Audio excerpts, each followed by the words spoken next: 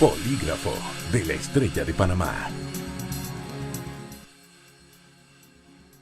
Bienvenidos, gracias por estar en el Polígrafo una vez más. Hoy vamos a hablar del sistema judicial, vamos a entender qué está pasando con las renuncias del procurador, también el funcionamiento de la Corte, la manera en que se ve la justicia del país empañada por algunas renuncias que en realidad no se explican como deben de ser, deja un vacío y que llenan las especulaciones. He querido invitar hoy al ex magistrado de la Corte Suprema de Justicia, Arturo Hoyos.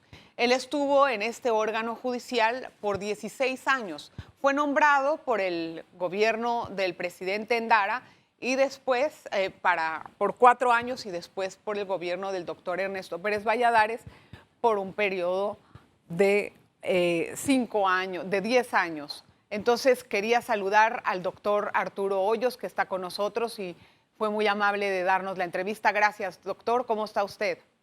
Muy bien, muchas gracias. Bienvenido. Adela. Encantado. Muchas gracias. A ver, quisiera empezar por el tema que más ha preocupado a la ciudadanía recientemente y es la renuncia del procurador Ulloa. Independientemente de las causas que él haya señalado en una carta que entregó a la opinión pública, a mí me gustaría que usted dimensione qué representa la renuncia de un procurador porque fue súbita, de manera prácticamente sorpresiva, a la justicia panameña y que haya dejado una carta, a mi parecer, pues no muy explicativa sobre las razones que lo motivaron a salir prácticamente, yo diría que pareciera que salió huyendo de la Procuraduría. Esa es la sensación que deja. Adela, yo quisiera poner esa renuncia en el contexto de lo que estamos viviendo. Sí. Hemos pasado de una manera súbita de una etapa de una ilusión de un progreso constante y asegurado a una situación de malestar social y de vulnerabilidad individual. Eso tiene 3 causas, ese cambio abrupto, a mi juicio. Primero, la pandemia, obviamente. Segundo, una crisis económica y social. Y tercero, una crisis político-institucional, que es dentro de la cual yo enmarcaría la renuncia del procurador y otras cosas de las cuales vamos a conversar.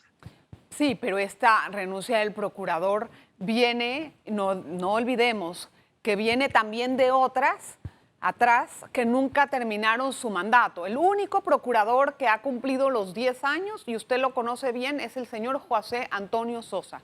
Después de él ha habido una fila de procuradores que entran a la papa caliente. No se entiende por qué nadie puede manejar esa entidad. Sí, es cierto que ha habido históricamente, no solamente en estos 30 años, históricamente ha habido una gran inestabilidad en esa posición. Sobre la renuncia específica del procurador Ulloa, yo te haría algunos comentarios, Adela. Sí. Primero, yo entiendo y le tengo simpatía al aspecto de la familia del procurador que él mencionó. Eso es cierto. Yo lo he vivido, hubo muchos jueces en el tiempo en que yo era presidente de la Corte que experimentaban amenazas y experimentaban una serie de presiones y pues tuve que tomar medidas para tratar de protegerlos y asegurar su independencia.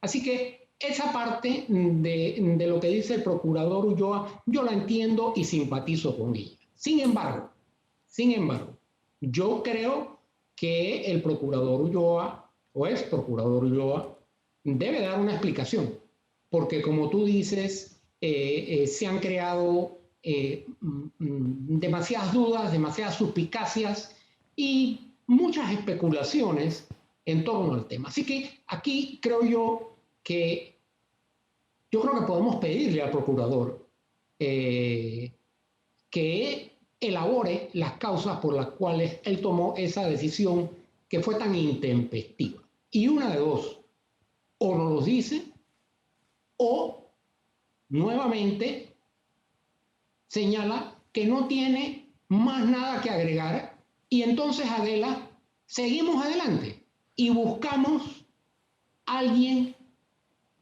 en un plazo relativamente corto que ocupe el cargo y que llene las expectativas que tiene la ciudadanía en este momento con respecto a la Procuraduría General. Yo quiero detenerme en un punto ahí. Usted entró cuando fue magistrado y sabía a lo que iba. A las personas que la citan para un cargo como una posición del procurador, que es uno de los más poderosos del gobierno en la gestión gubernamental, uno sabe a lo que va. Uno, me imagino que también creo que se discute con la familia antes de entrar a ese cargo y la familia, pues más bien surte como un apoyo al trabajo de la persona que en ese momento está haciendo una labor mucho más delicadísima que el resto de su vida. Igualmente no era una persona ajena a la Procuraduría. Tenía mucho tiempo como trabajando en esa institución y conocía el cargo. Entonces, yo, sin demeritar la importancia que tiene la familia, considero que tuvo que haber sido alguna presión que él no pudo manejar, porque salir así, cuando ya tenía un año dentro de ese cargo, ¿qué pudo haber ocurrido dentro de ese periodo como para poder salir con una carta de ese estilo, poniendo a la familia como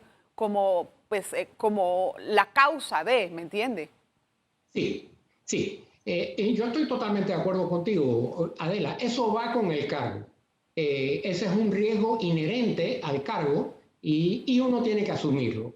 El punto que yo quería enfatizar era solamente que por haberlo vivido de cerca con muchos funcionarios judiciales, por lo menos lo entiendo, pero creo que no es suficiente y hay que pedirle al procurador que dé una explicación más amplia sobre cuáles fueron los factores que motivaron su renuncia. Otra cosa que te digo, Adela, es que es cierto que él estuvo en la Procuraduría y como fiscal. Sí.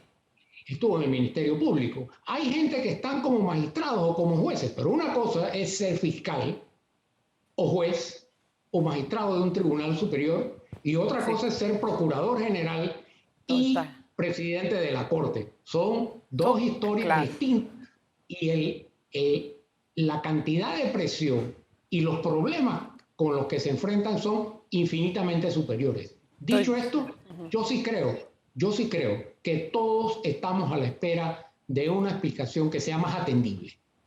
Don Arturo, déjeme hacer la primera pausa comercial. Vamos a regresar enseguida con más temas. Me ha intrigado lo que nos ha dicho en el principio don Arturo acerca de las presiones que se pueden recibir en el cargo. Vamos a hablar de eso más adelante y de algunas otras cosas. ¿Cuál es la expectativa? ¿Quién debe de ser el próximo procurador? Obviamente que no con nombre, porque no estamos aquí con una bola de cristal, pero sí el perfil que debe de tener. Polígrafo de la Estrella de Panamá. Vamos a conversar un poquito más con don Arturo Hoyos. Él fue presidente de la Corte Suprema de Justicia por 3 periodos consecutivos. Vamos a entender de qué se tratan esas presiones. Don Arturo, ¿cuáles son las presiones que se reciben en la Corte? Mira, Adela, tengo que ser muy sincero. Sí.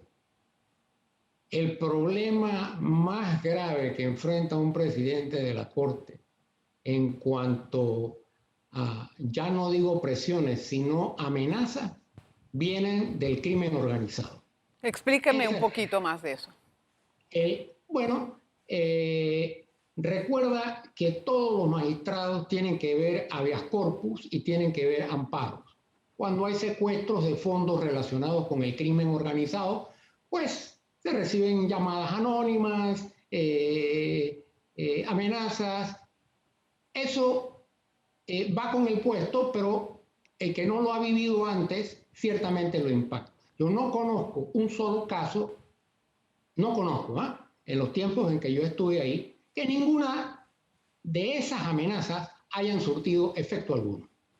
Claro, pero qué es lo que decían esas voces anónimas, por ejemplo?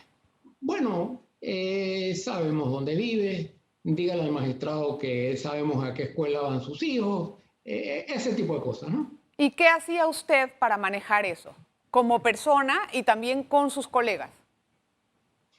Bueno, yo era muy reservado con respecto a esas cosas porque no me gusta asustar a la gente, ni a mi familia ni a los colegas magistrados. Así que yo esas cosas las mantuve en general, en algunas ocasiones las comenté, en una en que ciertamente, y es primera vez que lo digo en público, en una vez sí pasaron de las amenazas, porque hubo 4 individuos que mis guardaespaldas detuvieron en la puerta de mi casa, estaban indocumentados, estaban armados, eran colombianos, tenían planos de mi casa y estaban mirando con largavistas.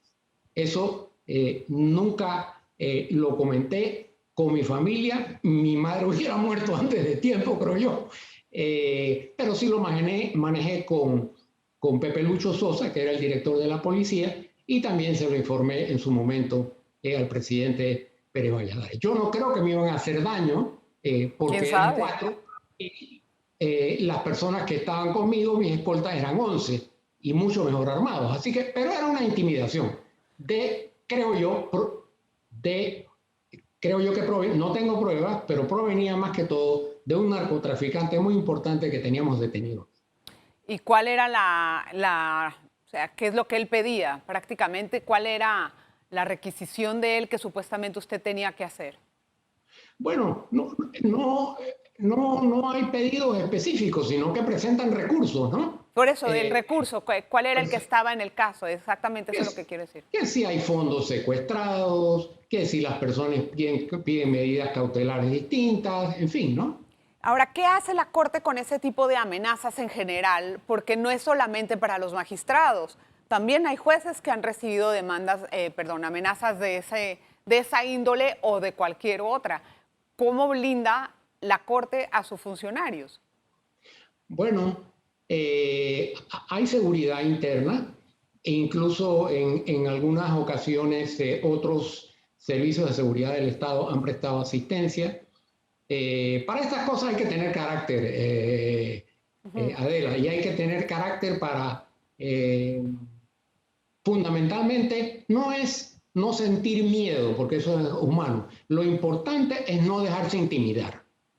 Eso es lo esencial. Eso es muy difícil, tomando en cuenta el cargo. Y además de esa, ¿hubo alguna otra que recibió que le llamó la atención o le causara una situación similar? No, esa fue la única que pasó de amenaza a una cuestión ya un De paso más acción. allá, pero sí, pero llamadas, eso eran constantes y algunos Sí. jueces también. Imagínese si eso fue en su época, que no es que quiero irme tan atrás, pero en este momento en que el crimen organizado ha penetrado mucho más en el país, ¿cuál debería de ser ese escenario? No me lo quiero ni imaginar. Sí, yo no he conversado con los magistrados sobre ese tema, pero esta gente no cambia. Es decir, son hábitos viejos que practican a donde estén y ya ves que incluso hay agresiones en otros países. Aquí, gracias a Dios, no ha habido, ¿no? ¿Y cuáles son las otras presiones de cargo, bueno, digamos, de carácter políticas que se pueden recibir dentro de esa investidura? Tal vez si no le ha pasado a usted, estoy segura que a alguno de sus colegas sí. Mira, en mi época, pues realmente eso no se dio ni de una manera sistemática ni de una manera importante. Yo tuve la fortuna de ser presidente de la Corte, primero un tiempo con Guillermo Endara, posteriormente 5 años con Ernesto Pérez Valladares y posteriormente unos meses con Mireya Moscoso, ¿no? Porque estuve 6 años allí. Y francamente que yo no recibí de ellos, de ninguno de los tres, ninguna presión. Eran otros tiempos, ¿no? No sé posteriormente el giro que hayan tomado las cosas, pero en el sistema presidencialista, y el que tenemos nosotros es hiperpresidencialista, se requiere gente en ese puesto, en el de la presidencia, que tenga un sentido de los límites, que sepa que no puede ir más allá, que tenga autocontrol, porque el sistema está demasiado sesgado hacia el presidencialismo. Sí, pero eso es muy difícil. Ahorita con el poder que emborracha, es muy difícil encontrar un hombre que tenga ese control. Muy duro, porque siempre hay favores. Este es un país pequeño, todo mundo se conoce y todo se paga con favores. Vamos a hablar de eso al regreso, don Arturo, y usted quédese con nosotros. Al regreso hablaremos de ese y otros temas. Polígrafo de la Estrella de Panamá. Vamos a seguir conversando con el ex magistrado Arturo Hoyos. Hoy está hablando de algunas cosas, una desclasificación un poquito, a mí me encantó, don Arturo, me sorprendió ahí. Don Arturo, quería entender una cosa. ¿Cuál debe ser el perfil del próximo procurador? Porque este que escogieron, si bien pasó por todos los exámenes paramétricos y psicológicos, etcétera, y había sido el mejor candidato, ¿qué fue lo que falló? Mira, Adela, yo creo que ese cargo requiere algunas características personales que no necesariamente afloran en ese tipo de exámenes a los que tú te refieres, ¿no? Yo creo que independientemente de los requisitos legales, la no militancia en política y tal, mantenerse independiente, es fundamental, primero, el carácter de la persona, de no dejarse intimidar, y segundo, su compromiso con la sociedad y con la institución. Eso me parece fundamental. En esta coyuntura que estamos viviendo, yo creo que es deseable que la persona sea nombrada en un periodo relativamente corto y que no haya tenido una militancia política demasiado activa, que no haya sido miembro del partido político. Yo no creo que eso es esencial tampoco, porque, por ejemplo, Carlos Lucas López fue miembro del partido político y yo creo que fue un presidente de la Corte Suprema que estuvo en un momento muy difícil después de la invasión, pero lo hizo razonablemente bien. O sea que la afiliación política para usted no es un inconveniente. No es un descalificante. No es un descalificante. Bien. Ahora, bueno, obviamente se necesita... No, ¿se atreve a dar nombres? Adela, a mí me gustaría ver una mujer allí. Ay, sí. Sí. Las mujeres no nos ha ido muy bien ahí, ¿ah? Debo decirle. No han salido muy bien de ahí realmente. Yo prefiero ver una persona de carácter, no importa si es hombre o mujer, pero que sea idónea para el cargo. A mí me parece que esa es la forma en que debemos de perfilarlo, ¿no? Claro, que sea competente también, ¿no? Claro. Ahora, ¿hay una decadencia en las instituciones judiciales, a su juicio? Yo creo que hay una decadencia de las instituciones políticas en general, Adela. Políticas, correcto. En general. Y eso se debe fundamentalmente a dos factores. Primero, que lamentablemente las instituciones políticas han servido más los intereses de las élites políticas que del pueblo en general. Sí, y bueno. En segundo lugar, que las instituciones y las normas constitucionales que las apoyan se han vuelto excesivamente rígidas como para absorber los cambios de la sociedad panameña.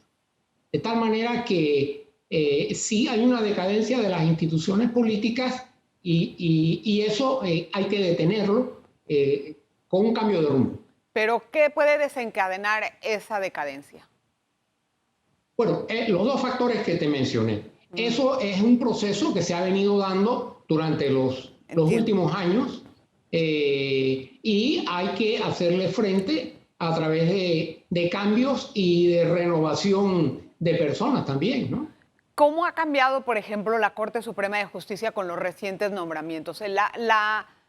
¿Cómo se podría decir esto? La imagen o la percepción, y por eso subrayo la palabra, de la ciudadanía en general es que aquí no hay certeza del castigo. Y esto parece no haber cambiado, aunque se hayan puesto en cargos nuevos procuradores que iban a oxigenar el sistema. Bueno, a veces, Adela, las expectativas no encajan completamente con las posibilidades. El sistema penal se cambió, ahora hay un sistema penal acusatorio, los juicios sí son más rápidos.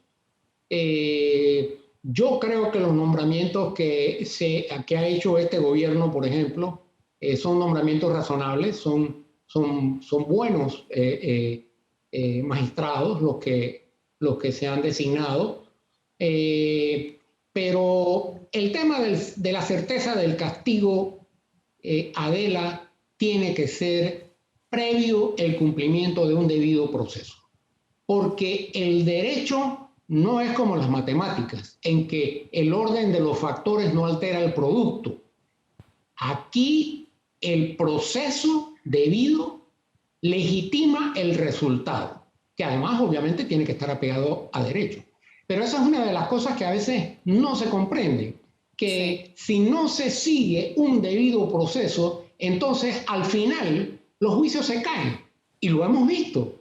Y lo hemos visto, pero no solamente aquí en Panamá, sino en otros países. Yo no sé si ese orden del debido proceso se debe bien a un asunto que se hizo por accidente o por desconocimiento u omisión o porque lo quisieron hacer así para que no tenga ningún resultado. Lo que pasa es que eso, ante la opinión pública, se siente como que hay justicia para cierta capa del país, pero para la otra no. Eso está muy delicado porque se tiene la percepción de que el dinero está comprando la justicia. Yo no lo puedo aseverar como tal, pero esa es una proyección que, bueno, más bien, esa es una percepción que tiene el pueblo. ¿Cómo se sanea esto? ¿Cómo se quita esto? Bueno, con una justicia eficiente, rápida y posiblemente con algunas reformas. Se han tratado de algunas. En nuestra época se fundaron, bajo mi presidencia, juzgados de familia, juzgados de menores, de protección al consumidor. El talón de Aquiles de la justicia realmente es la justicia penal. Y es el que la gente el que más ve y obviamente el que más critica. Pero te pongo un ejemplo y hablemos de cosas concretas, Adela. Odebrecht. Eso no va a llegar nunca a audiencia. Bueno, llegará en algún momento. Pero si tú te pones a ver lo que ha sucedido en Brasil, resulta que el 3 de febrero el gobierno nacional desbandó a la fuerza tarea de Lava-Jato, de lavaautos, y pasó a todos los fiscales a diferentes grupos de la justicia federal y estatal. 174 condenas consiguieron esos fiscales en un país que tiene una población de 210 millones de habitantes. Aquí se está hablando en ese proceso de imputaciones entre 80 y 120 personas. Mi impresión, luego pasará al órgano judicial, mi impresión es que los fiscales no han estado cruzados de brazos, Adela. Le voy a decir una cosa, don Arturo. Si estuvieron o no cruzados de brazos, lo que ha ocurrido realmente es que se pusieron a trabajar en una franja de algunos gobiernos y a los otros los han dejado por fuera y no lo han hecho con la misma celeridad. Y de otra forma, ¿cuándo, dígame usted es un experto en justicia, cuándo va a llegar ese caso a una audiencia de preliminar, aunque sea? Está bajo el sistema inquisitivo, son 88 personas las que tienen que notificar. Con que una se incapacite o no la logren conseguir, no hay audiencia. Ahí hay casos que tienen 6 años esperando juicio. ¿Usted cree que eso va a causar una buena impresión en el país, a nivel internacional? No, por supuesto que no. Por supuesto que no. Pero lo que te quiero decir, Adela, es que países de más recursos que nosotros y con más experiencia en estos temas de megaprocesos, tampoco lo han hecho sustancialmente mejor que nosotros. Yo creo que hay que tener esperanza en que cuando esto pase al órgano judicial se respete el debido proceso y se exijan las responsabilidades que haya que exigir. Si hubiese existido el sistema penal inquisitivo, Adela, esto hubiera sido un problema de décadas, quizás. Pero aquí no creo que vaya a suceder así. Espero que no. Bueno, vamos a ver si es verdad, don Arturo, porque realmente eso, hay unas experiencias previas que son, pues realmente, justicia tardía, ¿qué? ¿Es justicia o no, don Arturo?